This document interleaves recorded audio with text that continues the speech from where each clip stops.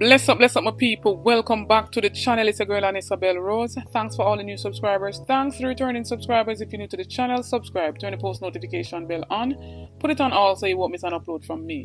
On the road to 20k, help me to get there, my people. So in this one, my people, the government seeking investment to, make up for this revenue shortfall, as well as Keith Duncan weighs in on the government's revenue shortfall and expose that they might have to cut back on the whole SPARKS program, as well as more fake curry being circulated in other areas of Jamaica.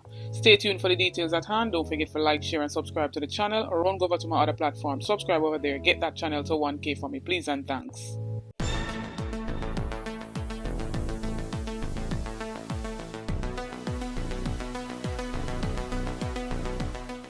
Some people see Nigel Clark still coming out saying that, people's perception of this revenue shortfall is being misplaced.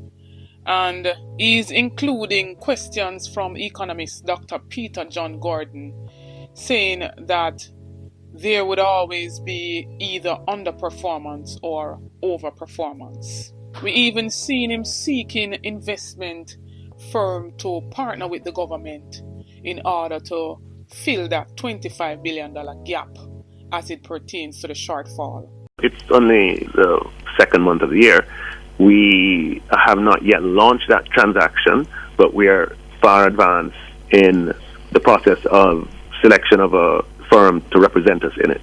Things that are market sensitive, we don't talk about them until they occur. And in every year, and in this year in particular, we have $200 billion that we have said, we have announced, we have written, the $200 billion that we're going to raise in loan financing. And we don't go into details on those because it's what you call market sensitive. And in fact, regulators in other markets preclude you from speaking about transactions outside of a memorandum, right, that is produced for the transaction. And so it would be to the detriment of those potential transactions for me to violate that.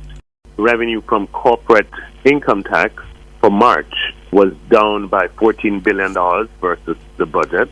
The second is that there were several entities who declared a liability but who did not remit payment in the month of March. So there is an overhang, if I should use that expression, and TAJ will have to inquire, review, and even use enforcement action if necessary to sort of resolve that overhang and see what the issue or problem is. So that is something, we have to learn some more about. We have options.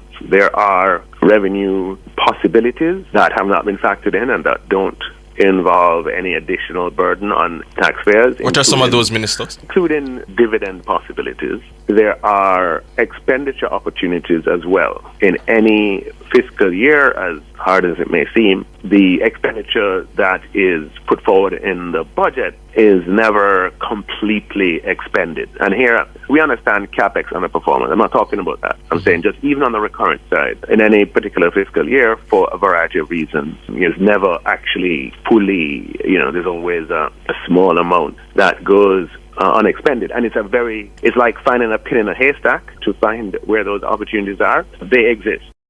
The main impact of something like this is that, oh my goodness, you'll be behind on your sort of overall fiscal program. We are ahead. Jamaica's ahead of its debt targets. That was 72% of GDP at the end of March. We are on track to being in the mid-60s by the end of this fiscal year. And none of these developments pose any sort of threat to those. We are ahead of our 60% to GDP target, and this is the value of being ahead. Right? If we were behind on those targets, or if we were just on track with those targets, having a little setback in revenues in a month of March would have been a bigger deal. But my philosophy, the philosophy of the government, what we have planned, executed, implemented over all these years, is to always have buffers.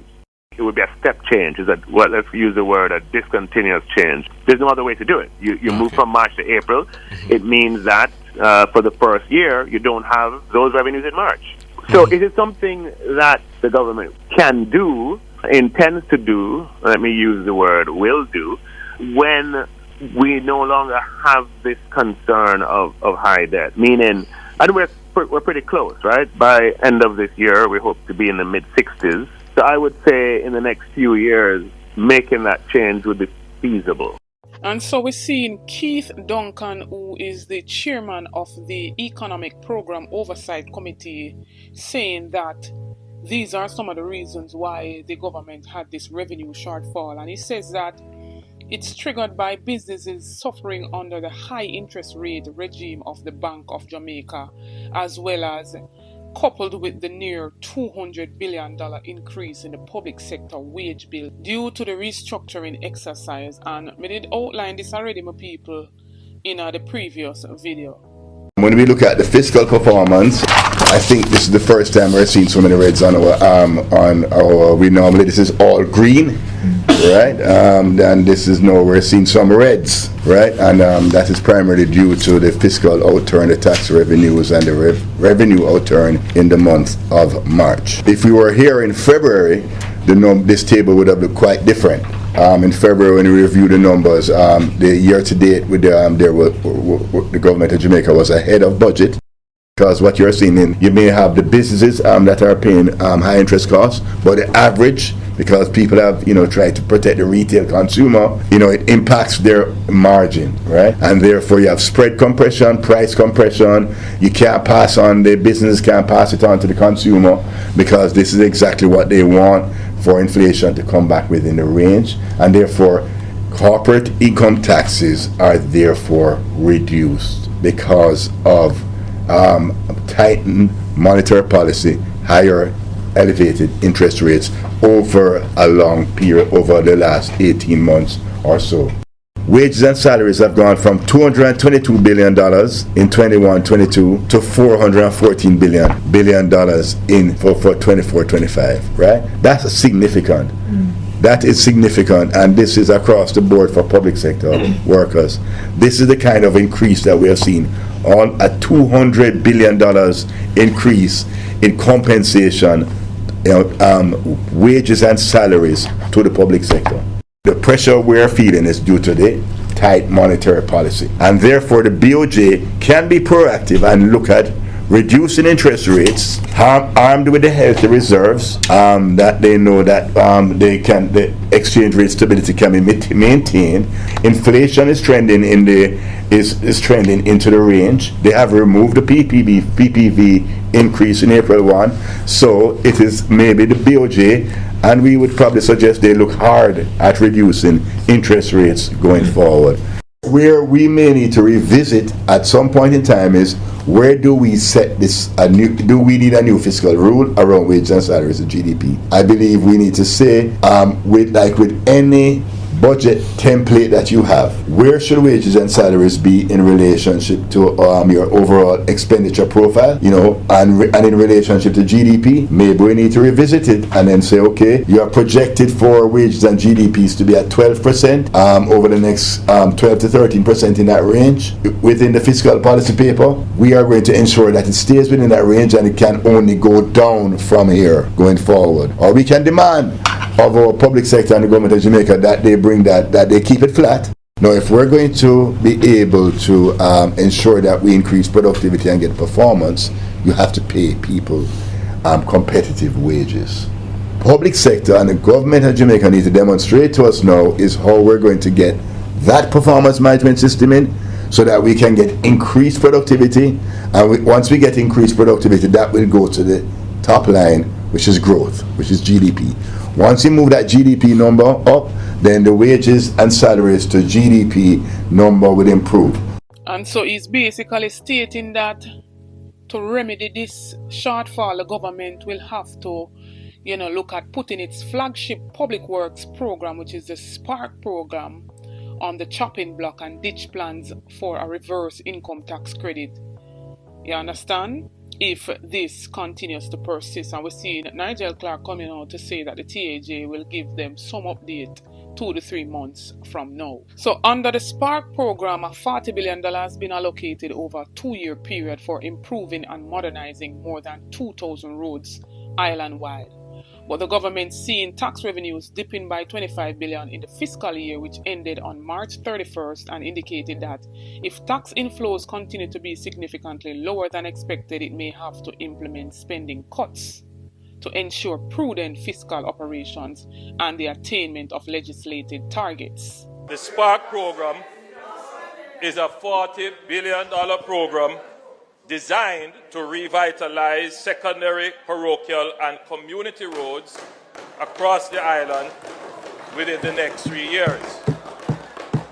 The primary goal of this program is to address the persistent deterioration of the country's road network, enhance mobility, safety, and accessibility while promoting economic development and improving the overall well-being and road experience for local communities and businesses. The SPARK program encompasses various improvements, including targeted enhancement to road surfaces and intersections, installation of localized drainage and culverts, bolstering road safety through retaining walls and guardrails, and implementing pedestrian facilities at selected locations. Madam Speaker, a crucial element of the SPARK program involves a fair, transparent, and accountable process for identifying and selecting the road projects to be implemented. The success of the program hinges on collaborative efforts and active engagement at both the governmental and community levels. It is imperative that the people, represented by their elected officials, play a significant role in the identification and selection of projects. Duncan said one-off expenditures could be vulnerable for cuts and suggested the SPARK program as one of which could be targeted. And truth, and in fact, if they cut this SPARK program, then they would have at least that 20 billion and would really want 5 billion to make it up, my people. But the roads need to be fixed. And so I'm wondering what they will do in this situation.